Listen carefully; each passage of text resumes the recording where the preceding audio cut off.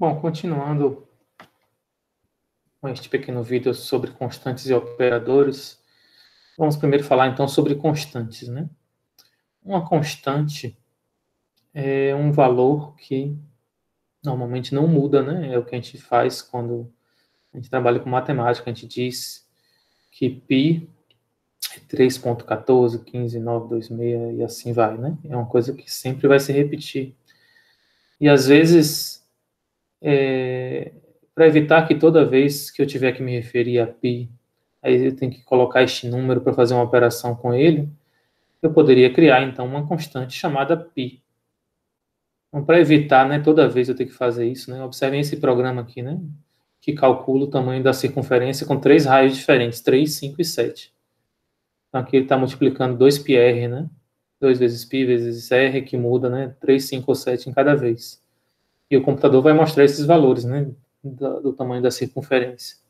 Mas a gente não quer, né, gastar toda vez tendo que colocar esses valores, né? A gente pode criar, então, uma constante chamada π, e em qualquer momento que a gente precisar se referir a ela, a gente utiliza o nome que a gente deu. É bem parecido com variável, né? De fato, em Python, a gente utiliza constante como uma variável mesmo. Em outras linguagens, a gente tem o tipo constante, né? Então, a gente pode se referir a uma constante, e ao atribuir um valor, ele nunca muda o valor, não é possível mudar. Aqui no caso de Python seria possível, é claro que não faz sentido mudar, né? Porque π não vai mudar. Mas para separar conceitualmente, né, constantes de variáveis, a gente usa um padrão, né? E esse padrão que a gente utiliza para evitar a gente, né, se confundir é nomear constantes usando sempre maiúsculas. Então, observem aqui que meu π não é minúsculo, né? É um P maiúsculo, um I maiúsculo, e recebe esse valor. E toda vez que eu tiver que me referir a ele, então eu vou me referir com esse P maiúsculo e esse I maiúsculo, nossa constante π. Certo? Não tem muita novidade nem muita dificuldade nisso, né? O fato é que cuide dessa regra, não modifique o valor de uma constante durante o programa. Bom, além de constantes, a gente já falou de operadores matemáticos, né? Unários e binários, soma, subtração, multiplicação, divisão, resto, divisão inteira.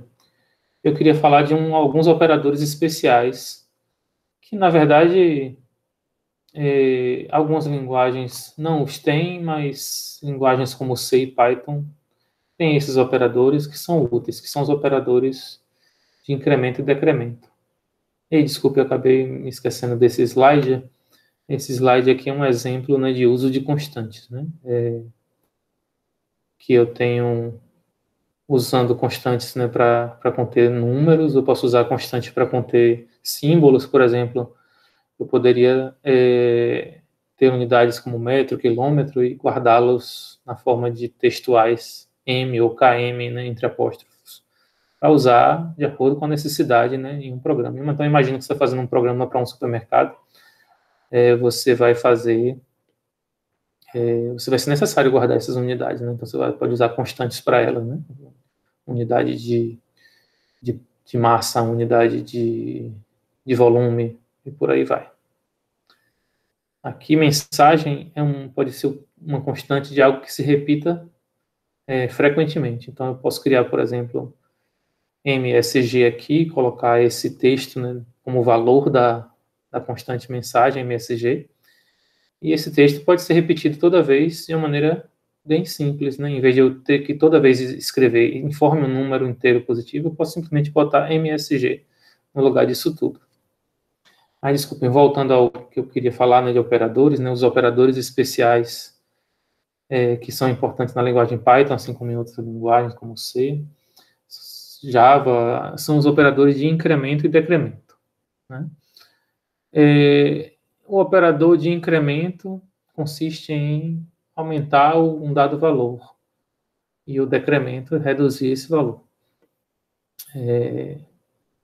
Então, vejam como um exemplo aqui, né? Eu tenho o meu x recebendo o valor 1, e eu posso aumentar esse valor em 1. Eu quero mudar o x para 2.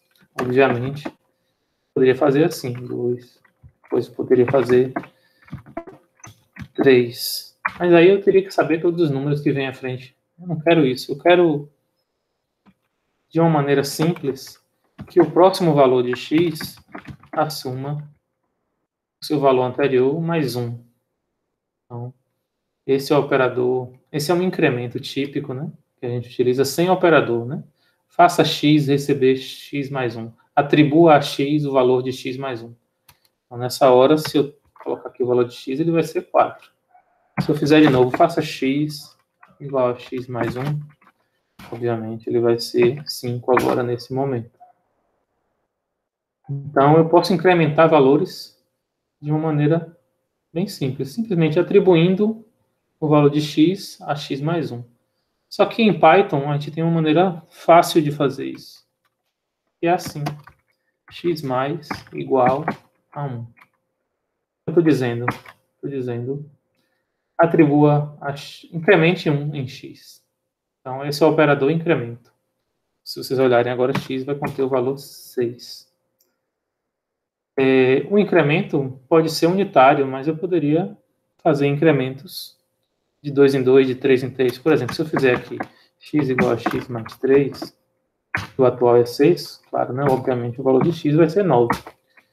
Eu posso fazer essa mesma coisa com o operador incremento, usando x mais igual a 3. Então, nesse momento, x vai ser 12. Se eu fizer de novo x mais igual a 3, nesse momento, ele vai ser 15. E assim vai. Então, o operador de incremento, esse operador que aumenta o valor de uma dada variável, né? No caso aqui é um incremento aditivo, eu faço usando mais igual. Em outras linguagens como C, Java, C++, a gente utiliza o mais como um incremento quando a gente quer aumentar 1. Então, em vez de fazer x mais igual a 1, a gente faz x mais mais.